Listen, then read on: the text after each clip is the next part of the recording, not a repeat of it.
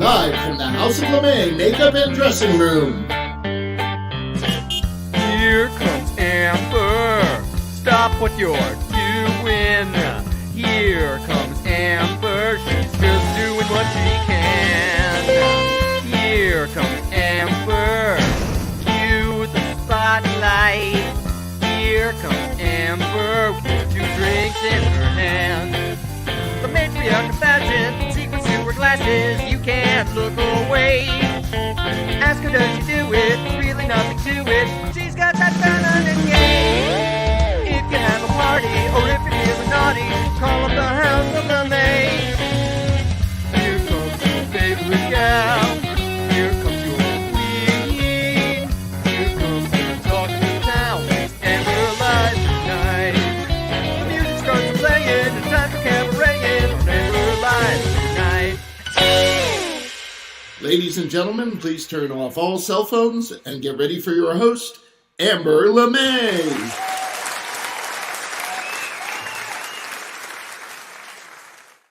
And in Michigan, a former priest accused of abusing a child in the 1980s has pleaded guilty to first-degree attempted criminal sexual conduct. Vincent DiLorenzo's guilty plea relates to accusations he sexually assaulted a 5-year-old boy after a funeral service he officiated for the child's relative in 1987. I bet that boy would have much rather been at a drag queen story hour. Can I hear an amen? This is getting scary. First Tennessee, now Montana. Zoe Zephyr is Montana's only transgender representative in that state's legislature. Recently, she was denied from taking part in a debate over a measure banning gender-affirming care for minors. Zephyr warned lawmakers that they would have blood on their hands if they passed such legislation. And then the Republicans voted to formally punish her. The formal punishment bans Zephyr from attending or speaking during floor sessions. She will only be allowed to vote remotely in the remaining days of the legislative season. This is getting scary. They were there with the whips and the chaps and stuff, and I had seen those Kodak boxes before in his closet, and I didn't pay any attention. It's boxes of photographs. He wanted me to destroy Robert's packs of photographs of Robert's.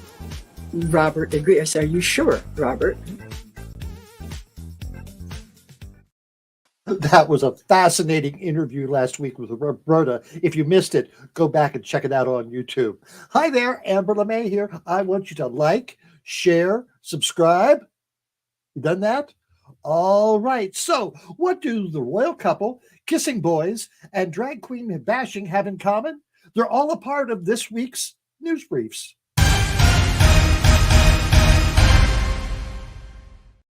It was coronation fever this week as the new King and Queen of England received their crowns.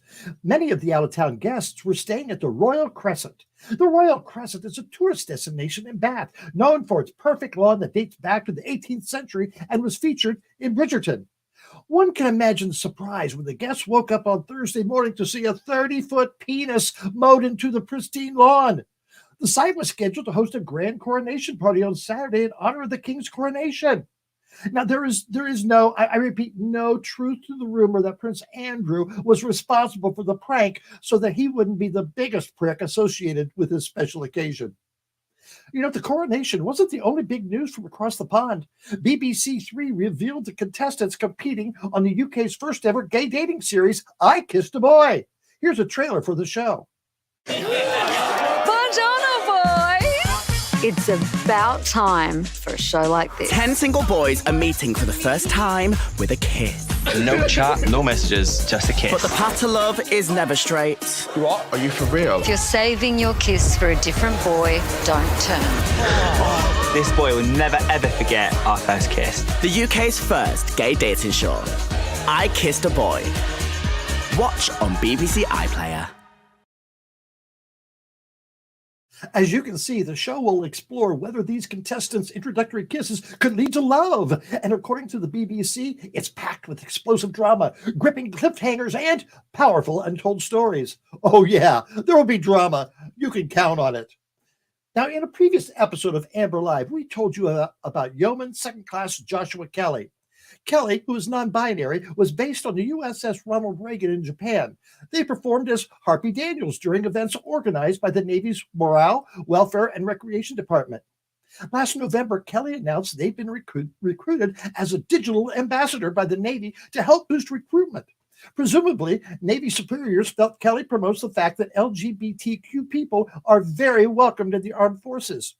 You can imagine how that hit the right-wing haters. Candace Owen, one of the right's hatingest haters, recently said, "You know what my first reaction was?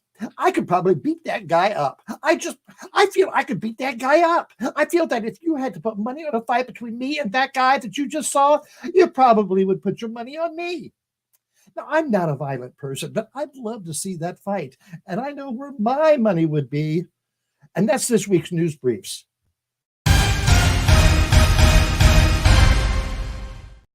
All right, let's bring in Russell. Russell, come on in. Hey, Amber, how are you? Fine. I thought you disappeared for a second there. No, just flipping buttons as always. Well, thank you for your button flipping. How are things in New York City today? Oh, things are very nice today. It was about 72 degrees out and sunny. I went out for a nice walk. So it was a very nice day in Vermont, too. It was a very nice day. All right, let's tell people the best way to watch the show. Well, the best way to watch the show, as always, is on YouTube, because Amber's in full HD on YouTube, and you can join in the chat there and talk with all your friends. I also want to remind everyone that we have a very active TikTok and Instagram, as you saw at the beginning from the Reels. We've got a Facebook page and a great website, amberlive.tv, that you can visit. And if you can't watch Amber, you can always find her as a podcast, or at least the interview portion of it turn into a podcast each week and put it out there so you can hear what the guests have to say. Yes, you can. All right, there's another thing you want to talk about? Okay, my favorite thing, the bustiers, the people who really help us out, help us keep us going and growing. If you'd like to become a bustier, use that Venmo at RJD Pro. Any amount is welcome and a big help. And you can also go to amberlive.tv, our website, and just look for the donate button. And like I said, any amount is welcome. Use Venmo at RJD Pro. And you really are the people that help keep us going, because there's a lot to this show these days. And I tell you what, Russell, anyone who gives $20 during the show tonight, we'll send a button for the Amber Crew button. We'll send them one of those. So Venmo during the show tonight, $20, and we'll send you a button. Fantastic. Yes. Go for it, everyone. do we have a caption for tonight? We do, but there's a little story to it. So many of our viewers know we've got a great friend, Big J. And Big J was in New York City this weekend, so I went in to have lunch with him. We went to Shake Shack, because Big J, in addition to liking pizza, likes burgers. So and there we are having lunch at Shake Shack. And after that, I took him up him and his friends and family up to Central Park on the subway. They hadn't dared get on the subway yet. Dropped him off, and they went for a horse and carriage ride. And he sent a couple pictures that he took during his ride. And you can see what an incredible weekend it was. The park was packed with people. But that leads us to this week's Caption This. Now, if you've got a funny caption for this photo, please send it in the comments for our good friend Rusty Peen to read. And at the end of the show, we'll bring them all up and talk about them. So here's the picture. If you have a funny caption for that picture of Big J, we'd love to hear it. So send it on in. Yes, please do. All right, so let's talk about tonight's show. Oh my goodness, tonight we have a packed show. We've got lots of different segments. Rusty's Thinking and Drinking. We've got Rocco. And we have the multi-talented and incredible James Whiteside. He is a dancer, a performer. He does pop music. He's directs, has a new film out. What else does he do? He writes a podcast. A book, a podcast, and he's a drag queen. So we have a lot to talk about. You do have a lot to talk about. And you're going to have a lot of fun with him. So have a great show. I think so. So why don't you show that clip that we have of him first to get us started? Okay, let me do that. Hang on one second. You made me jump in. Here it is. Baby, come be my sunlight. Moonlight, sunlight, baby, just to make.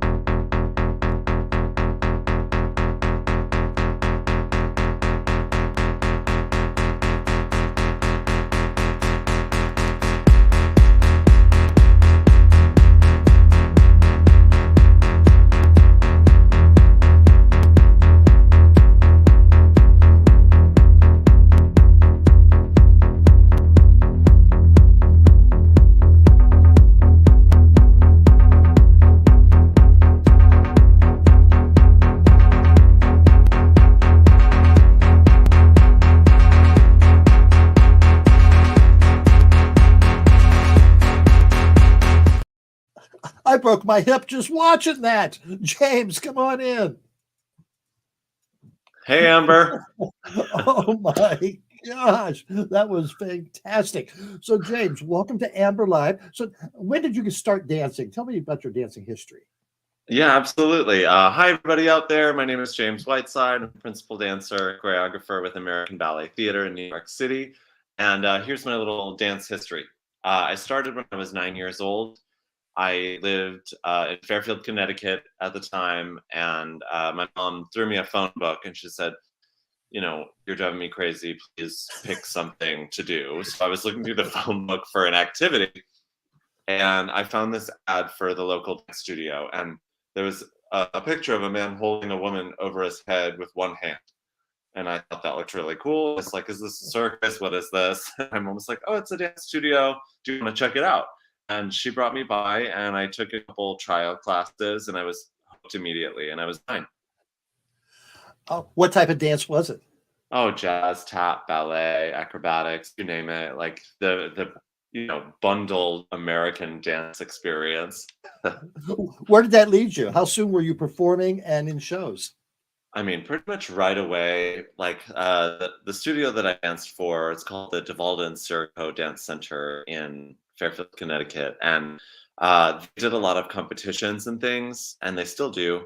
And they also have showcases where they make big shows for their students and they perform at the local university theater, and started performing almost right away. And I joined their youth competition group, and it was like off to the races when I started. I was obsessed immediately. Yeah. Do you dance through high school? Did you go to college then? So I danced through high school, and I went to actually a ballet boarding school in high school in Virginia. And the school, which is no longer around, was called Virginia School of the Arts. And it was a wonderful school that focused on ballet, but also had sort of, they had like modern Martha Graham technique, contemporary dance, jazz.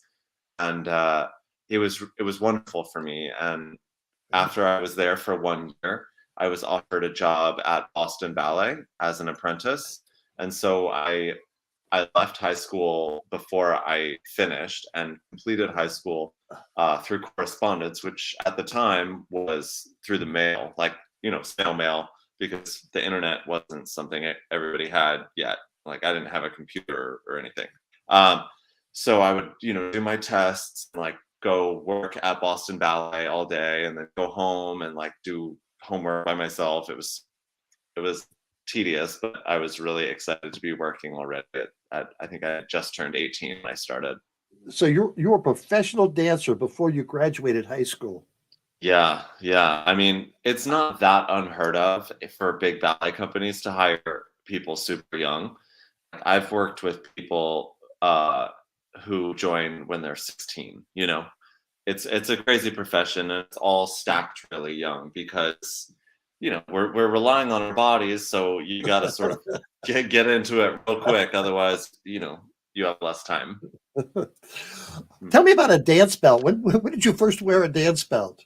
Pretty much right away. Yeah, my school was really hardcore, and like you couldn't really show up in baggy pajamas and all at your dance wear. That you get set up right away. It's super disciplined, super regimented training, and they were like, all right, you need black tights, you need a white t-shirt or a white leotard and a dance belt and these type of shoes. Like, and at the time there was an audition for the scholarship program. At the beginning of every school year, they do auditions for scholarships. And so I auditioned, otherwise I don't think I would have been able to train there, but I got a scholarship, and so they hooked me up with everything pretty much. It was amazing. But yeah, I was introduced to a dance belt pretty much right away. And for those of you who don't know, a dance belt is basically like a jock strap, but for dancers. And instead of having like the things that go on either side of the butt, it's a thong. And then the front end is sort of like a quilted fabric. Think like Bounty, but for your junk. Is it effective? It gets the job done. Now, is the purpose just so they can't see your parts, or just it is look? Parts lifting and keeping it away from like legs that are beating around, like smashing together, and you could really do damage to oneself. Yes. And I think also it does have a slight obscuring, aspect to it. Yes, it does. How long were you with the Boston Ballet Company? Oh, I was there for 10 years. I danced there as an apprentice for 1 year, and then I was given a corps ballet contract. And the corps ballet is like the main bulk of the company. They do all the group numbers basically. And then I was promoted to second soloist, which is like, you're doing some soloist parts, but you're doing corps ballet.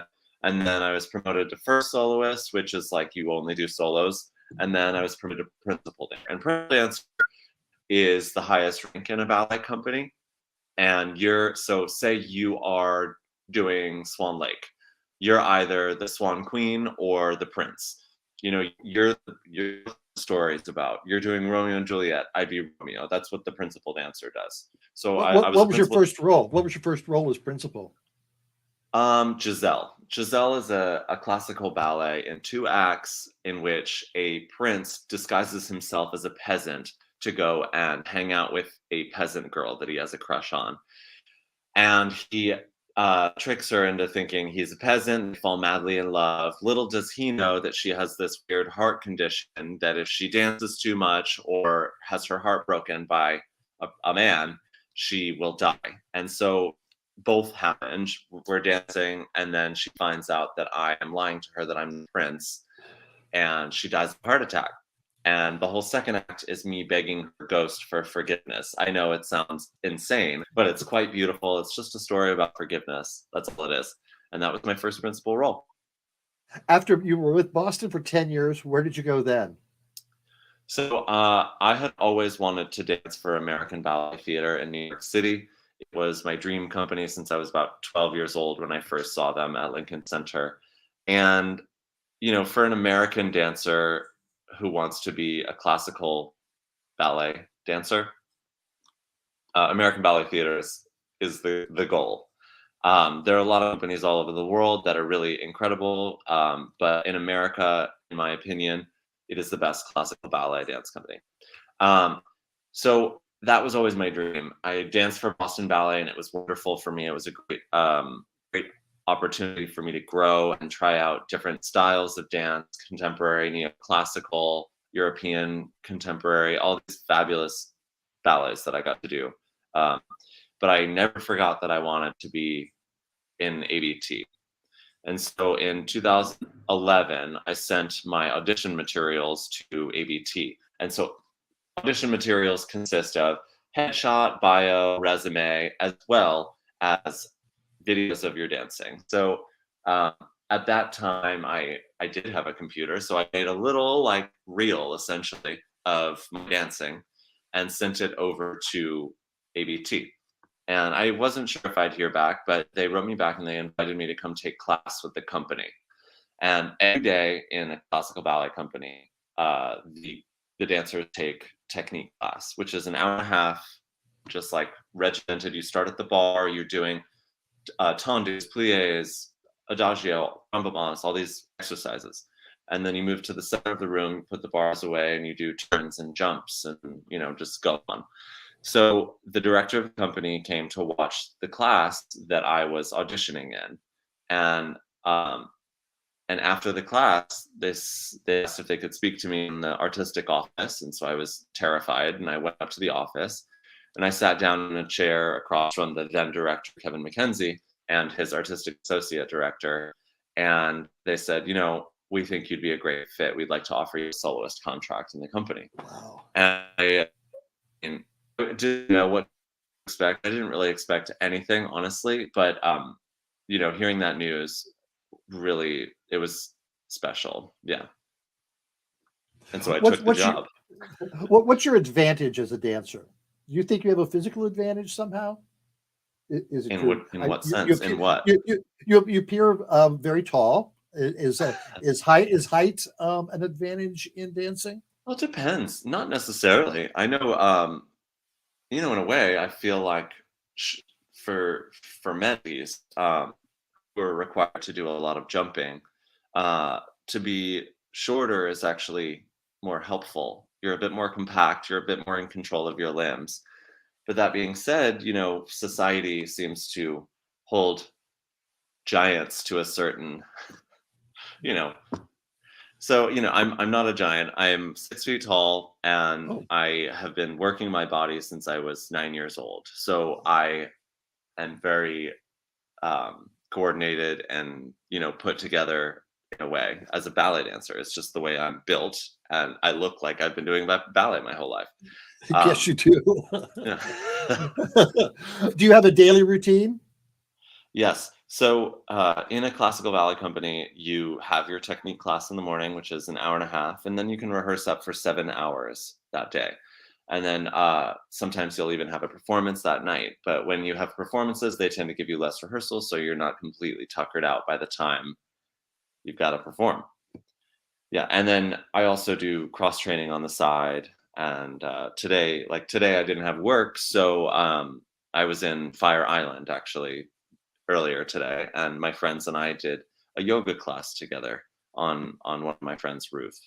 Yeah, it was lovely. Well, we're going to be talking about Fire Island later on, because you created a film about Fire Island. We're going to talk about that and a whole lot more with James Whiteside when we come back after this little break. Thank you, James. Thank you, Amber. All right. Let me get my stuff in order here. So it's time for this week's altercations.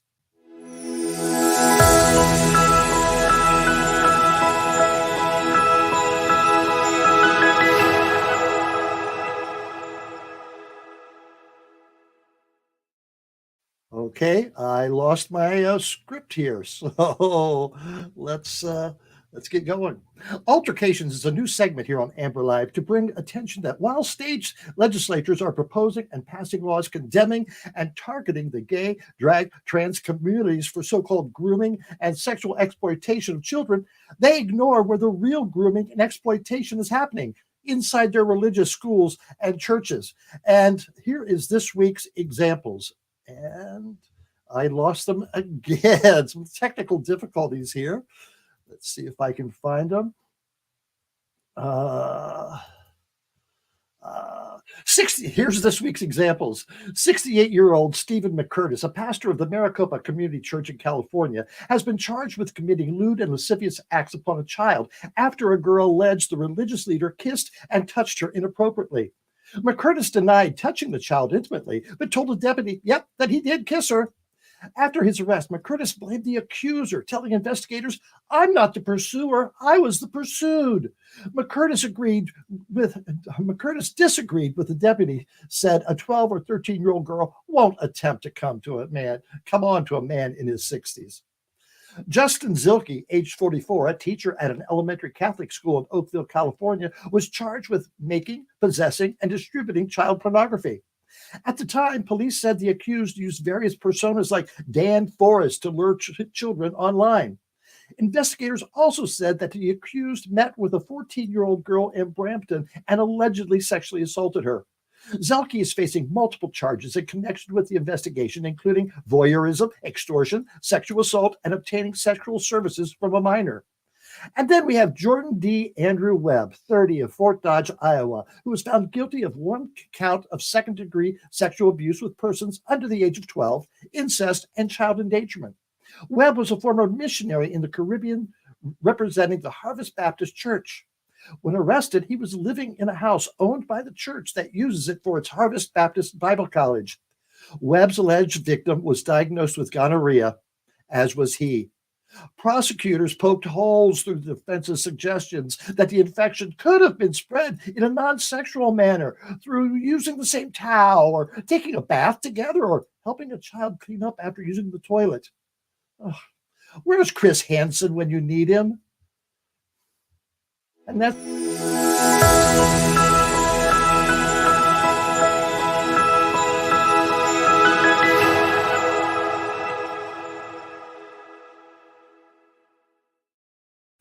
Hey, Russell, come on in. Hey, Amber. All right, just I clicked on the wrong thing and things went away. You know how that is. You and computers. Yes. All right, we've got more with James Whiteside. We've got two more segments with him. We've got Rusty Peen and we got Rocco. And anything else coming up? Well, we got Rusty Peen and Thinking and Drinking, and then we got Rusty Peen doing the caption this, and we've got your rant at the end, and then Boog and Shug. So there's a lot to go. Let's see that picture one more time. Yeah, here is the picture of Big J. If you've got a funny caption for that picture of Big J, please send it in to Rusty, label it in the comments as a caption, and at the end of the show, we'll take a look at those. So, and then I want to do one more shout out for the Boostiers. If you'd like to help us out, use that Venmo at RJD Pro, or you can go to amberlive.tv and use the donate button to donate to the Boostiers. And remember Amber's offer tonight. If you donate $20 or more, she will personally send you an Amber's Crew pin. So thank you all to our Boostiers. All right. Anything else, Russell? And now a word from one of our sponsors. Every time I go to visit Upper Beaver Gash, I always think, why don't they have great shops like we do down in Beaver Pond? Well, now you don't have to leave the safety of your home and risk getting that pesky Beaver 19. You can shop at the Amber Live store right off the interwebs. And it's a better shop than Peggy's Plump and Proud. Oh, but don't tell her I said that. She's still giving discounts to the Beaver Pond players for the costumes. I like the great products like the coffee cups I drink my morning coffee out of, or my evening beers if I feel like getting all fancy. Down at B&B Fix-It Shop, we use large Amber Live beach towels to lay out on the grass every day at 4:20. And don't miss the Rusty Bean collection for all your peen needs, dude. Ditto on whatever he said. I just love their shirts and hoodies. Oh yes, that they have at the Amber Live store. Oh, they keep me so cool in the summer and warm in the winter at the Amber Live store. So shop at the best store in Beaver Pond, or better yet, stay on your couch, eat some pork rinds, have a beer, and order right now on amberlive.tv. Thank you to the Beaver Pond players for that commercial. All right, James Whiteside, come on in. Hello. All right. We talked earlier about your dance career, but you do other things as well. When did you start having other interests in other projects? I mean, ever since I was a kid, I have liked to dabble in many types of creative things. And, you know, I'm a ballet dancer. That's my day job, I guess you could call it. But I like to experiment in other types of creativity and art. You have a book out, correct? Yes, I wrote a book in 2021 that was released by Penguin. It's called Center Center, and it is a memoir and essays, and it's pretty fantastical. It's as gay as they get. It's super fun and funny, and I recommend if you like books or if you like audiobooks, there's an audiobook as well that I read with my sultry baritone. So check it out. It's called Center Center. You can find it on my website at jamesbwhiteside.com, which Russell has put down in the little bottom there. Way to go, Russell. Wow. Hell yeah. How long did it take you to write the book? Oh, it took about like 2 years, a little under 2 years. Yeah. I wrote the book pretty quickly, actually. I started it, I took a Nutcracker season off and went up to my friend's house in Rhinecliff, New York. And I was alone at the house and just writing. It was very, what's that movie? Gosh, is it Love Actually, where the guy, goes to write in like Italy or something, but there was no beautiful woman that I fell in love with. Surprise. Plot twist. And you also have a movie that's coming out as well. Yeah, I have a short film that came out, I think 2 weeks ago now. I was contacted by All Arts TV, which is a nonprofit arts program. It's a broadcast channel. And it's broadcast live in the tri-state area and nationwide on the website and their app. And they hired me to make a short film as one of their artists in residence this year. So they pick 4 people every year to commission a film from. And so they asked me to make a dance film. And I told a story about a day tripper to Fire Island. It's a guy who's just going out for the day. And he meets the love of his life, and, you know, sex, love, and dance ensues. All right, let's watch a trailer for that film. Yeah.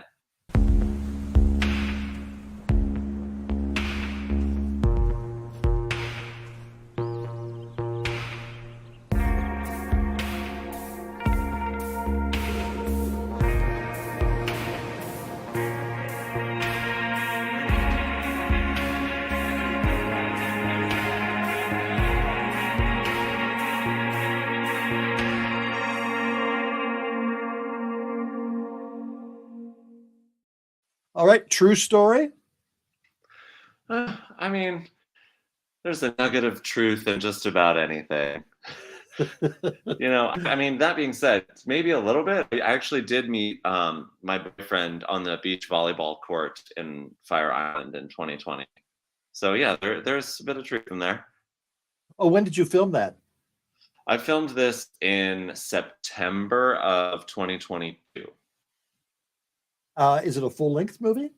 No, 30 minutes. 30 minutes. Oh, there's a lot of stuff in that 30 minutes, it looks like. Yeah, there's a lot going on. And, you know, if you want to check that film out, you can go to my website. It's on my website as well. How did you direct it and produce it? Yeah, so, okay, it gets a little complicated because I do a lot. But I had the privilege to direct the film. I co-directed it with Kylie Ugert, whom I had been put in contact with for another project, and we worked on this together. She and I co-wrote, co-produced, co-directed it, and I choreographed it, and I had some of my favorite dancers in the film, so I'm really lucky. And it's great. I'm so proud of how it came out. It is,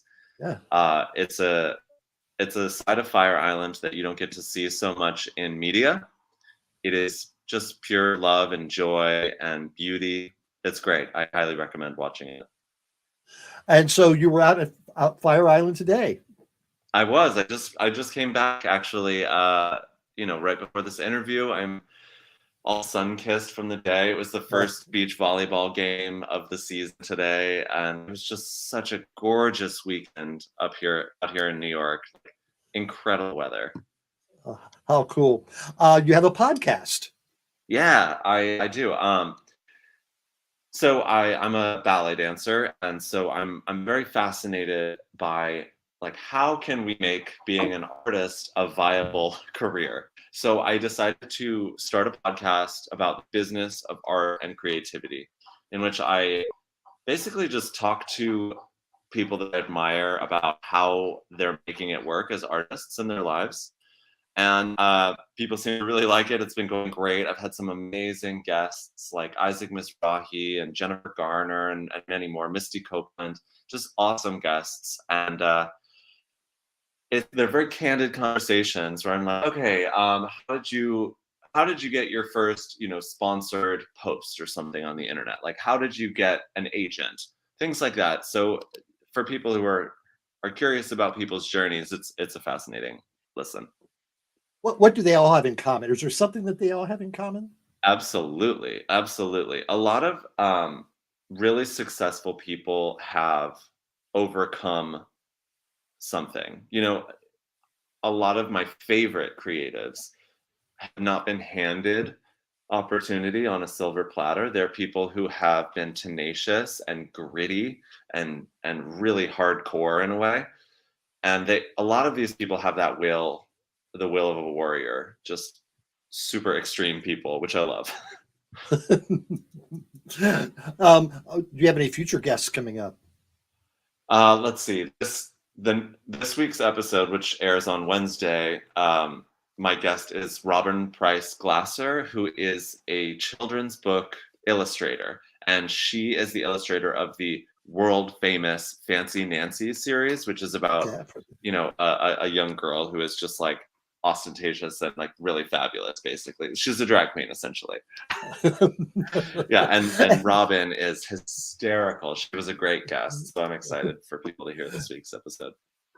And in our next segment with you, we're going to talk about drag queens because you are one as well. So we'll be right back with James Whiteside. But first, we haven't seen Rusty Peen for a while. What's he up to? Let's find out.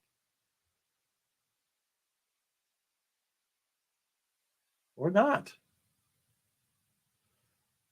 Thinking and drinking with Rusty Peen.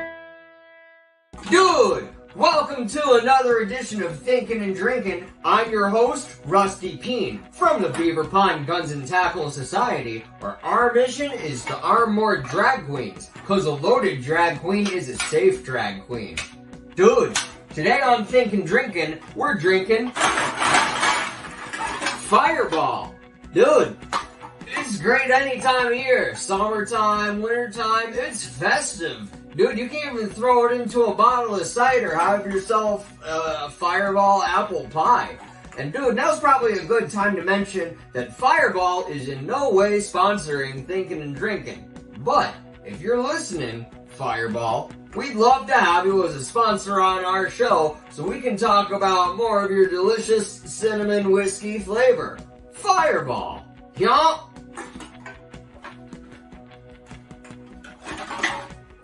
Dude, I went to see the movie Dune. It takes place 8,000 years in the future when the government goes to a desert planet and exploitates the desert of its only resource.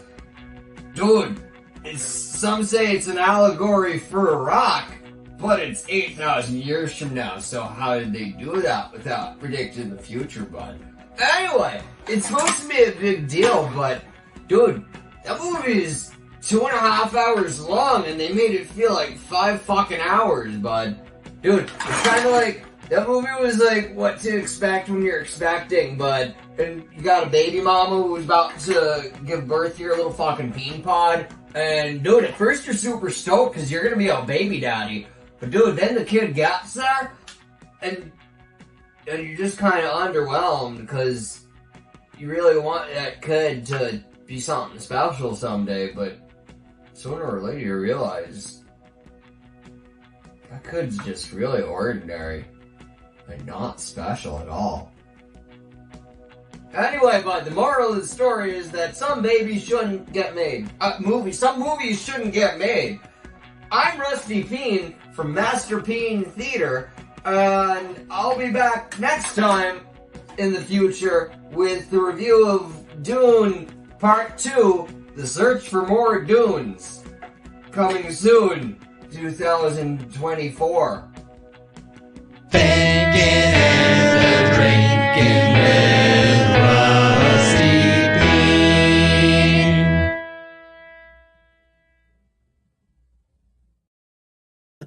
All right.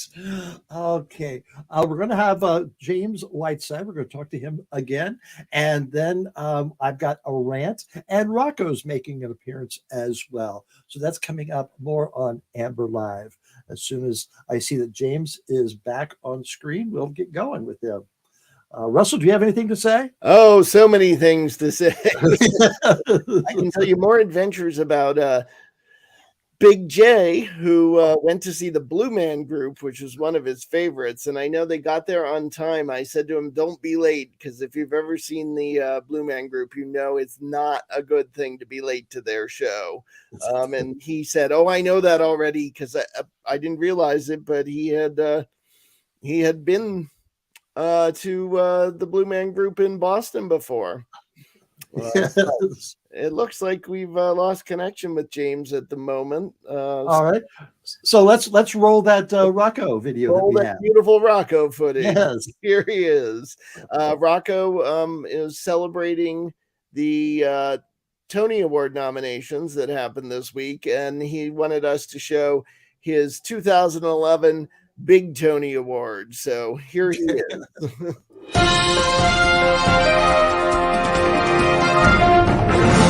Hey, good evening, everybody. It's me, Rocco Zamboni, and welcome to the 2011 Big Tony Awards.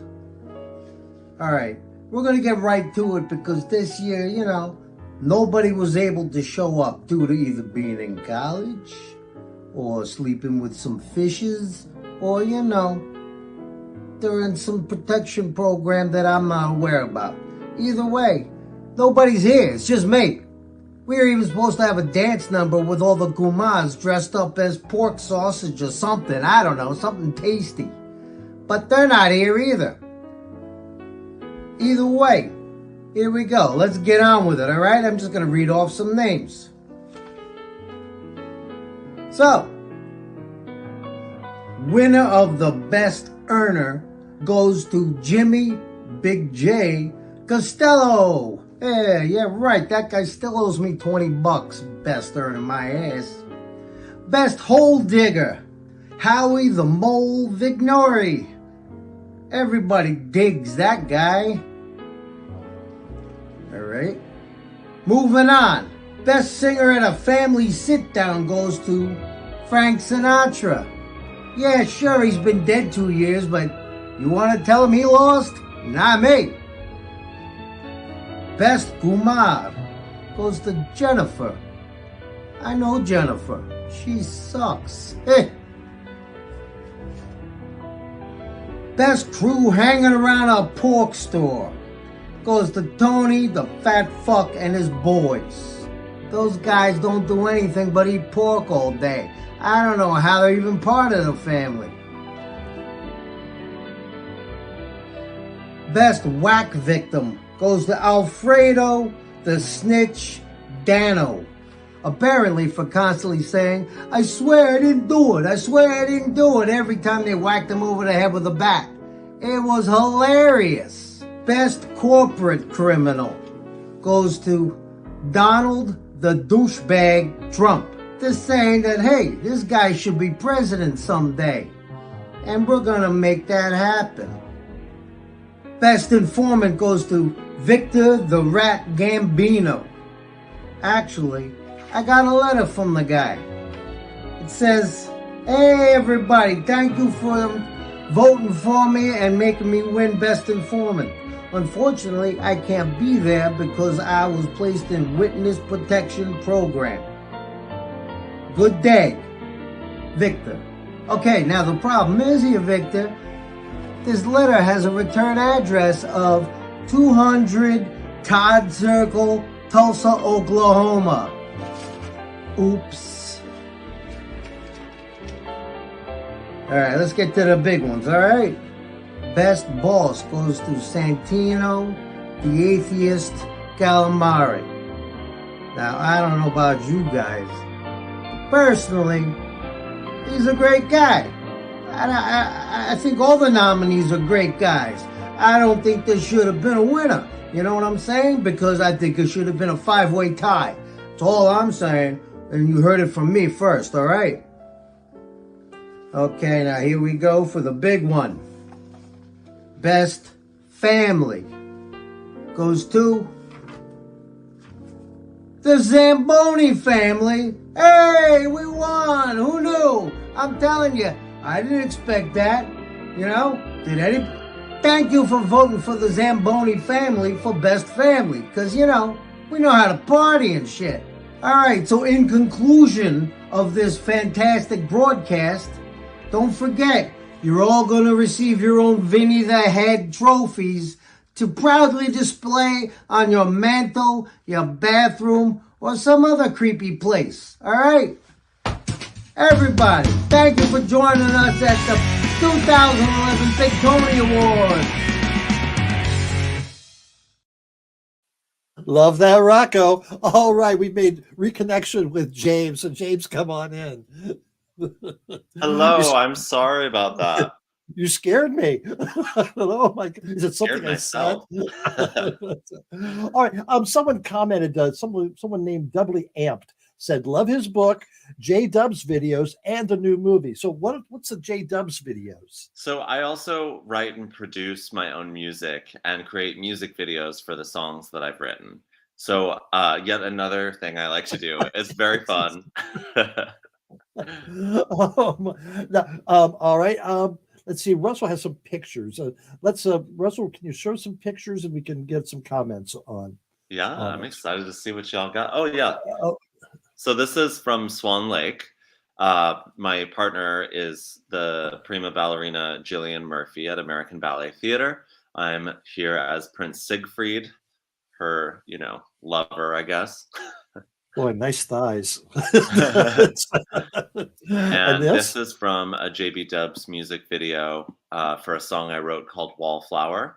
And the woman squatting under me while I'm doing a split is Cassandra Trineri, who is also a principal dancer at American Ballet Theater. And I choreographed the music video, and a friend of mine, Nissian, who's a photographer and filmmaker, did the video for it.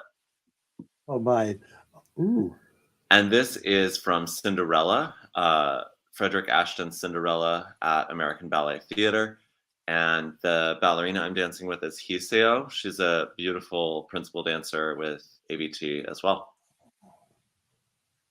And this is a photo from a shoot I did with Nissian, who also directed the Wallflower music video. And he's an amazing photographer. And he moonlights as the sort of go-to helicopter cityscape videographer. So like if you see a movie and there's a cityscape helicopter shot, it's probably one of his. Oh, fascinating. Yeah, it's weird. And this is a photo I did with Mike Ruiz. And many of you may know Mike Ruiz from Top Model and RuPaul's Drag Race, but he's a very prolific fashion and art photographer. And so, yeah, this is for, I think it was for XEX magazine, which I'm not sure exists anymore. I don't. One more, Russell? This is also another photo by Nissian for a song I had written called New York City Piece of Me, which I did like a sort of spoof on Piece of Me by Britney Spears, in which I changed the lyrics to better suit my whims. And you are a drag performer. Tell us how that started and yeah. Okay, so your history. Oh my God. So this photo is great. I started doing drag because I was living with three of my best friends in Boston when I was in Boston Ballet. And one of my friends started doing drag like very, very young. He was just having the best time, and he challenged all of his roommates to get into drag, and we would do like living room lip syncs and film each other. It was just so much fun, so innocent, so much joy and spontaneity.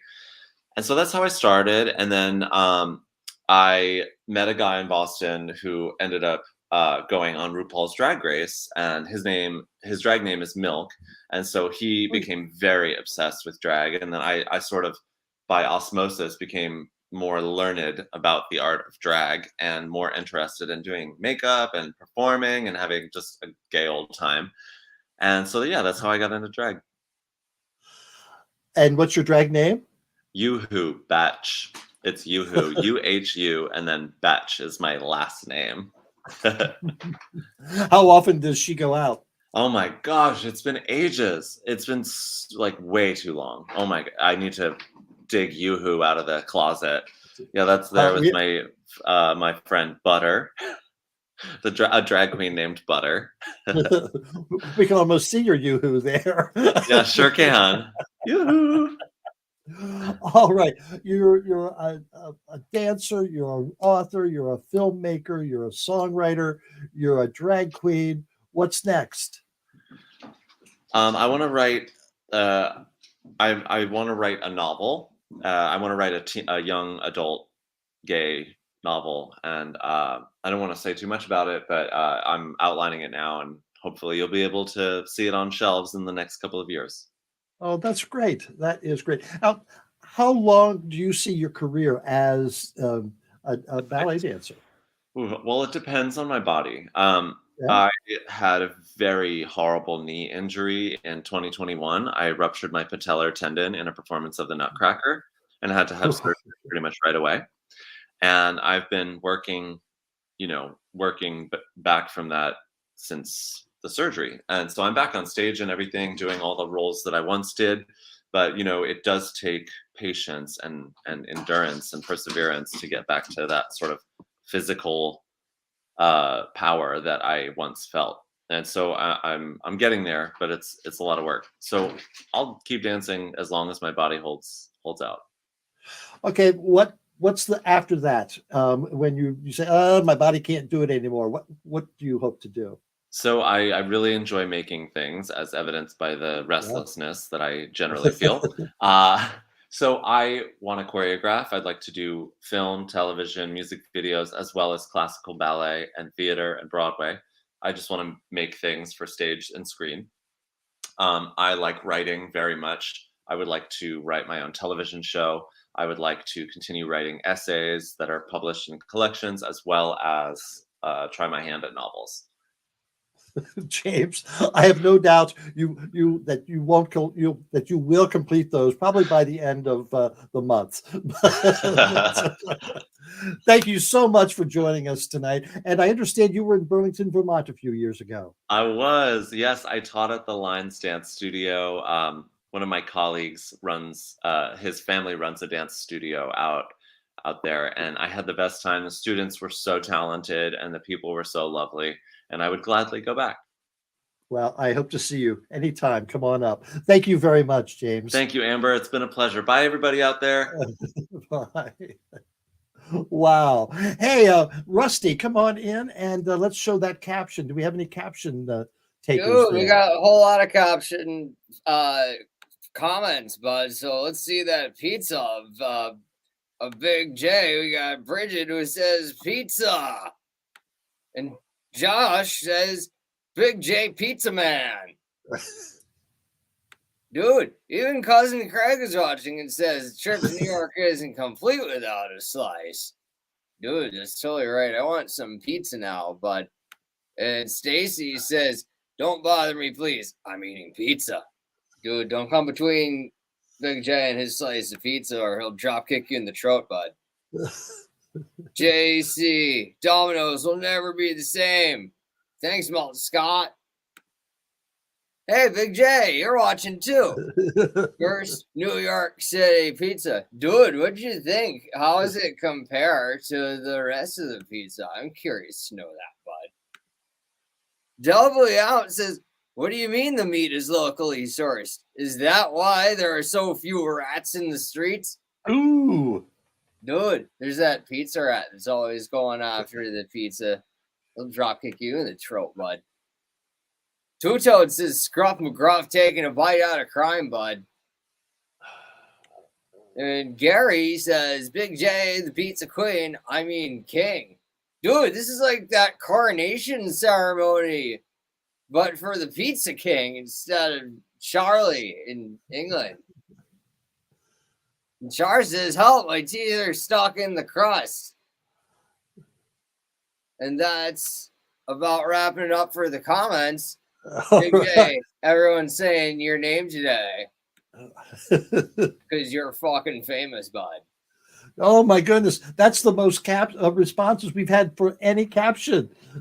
That's great. It's all because people love Big J.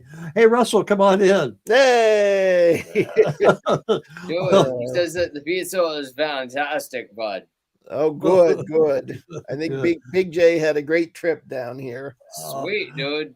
Oh, I want to thank Russell. You want to get out of the trailer from time to time, bud. I want to thank Russell for arranging that interview with James Whiteside. What a guy. Dude, that interview was awesome. He's got a cool story to tell, bud. Oh, just friendly. And my director is very good, very good. But Russell, what do we have coming up next week? Next week, we've got two great interviews, which we recorded last week. And one of them is Jen Ellis is back. Sweet. Yes, Jen Ellis is coming back to talk about Bernie's Mittens. She has a new book out that's more than just about the mittens. It's about her life. And she's got lots to say. So that'll be a lot of fun. Dude, everyone's got books. James got a book. She's got a book. I should write a book. Rusty Peen needs a book. Yeah, dude, it'll be all about my exploits. What to do today, with how I did laundry. As you can see, my shirt is really supposed to be white. You and Chrissy B. And who was the other guest next week? Oh, it just went out of my head. Robusta Cap. Thank you. Yes. Robusta Cap is coming back to talk about her new show that's happening at Stonewall. which is has a B. Arthur theme. So that'll be a lot of fun. And Rusty, you need to go see that show. She wants you there. I'll do a trip down to New York and report back in on all the pizza and the drag queens and all the shit, bud. Yeah. All right. It's going to be a great show because they were both really fun interviews that we did. All right. Very good. All right, guys. I'll see you next week. Thank you. All right. Thanks. Have a good one. And now, this week's rant.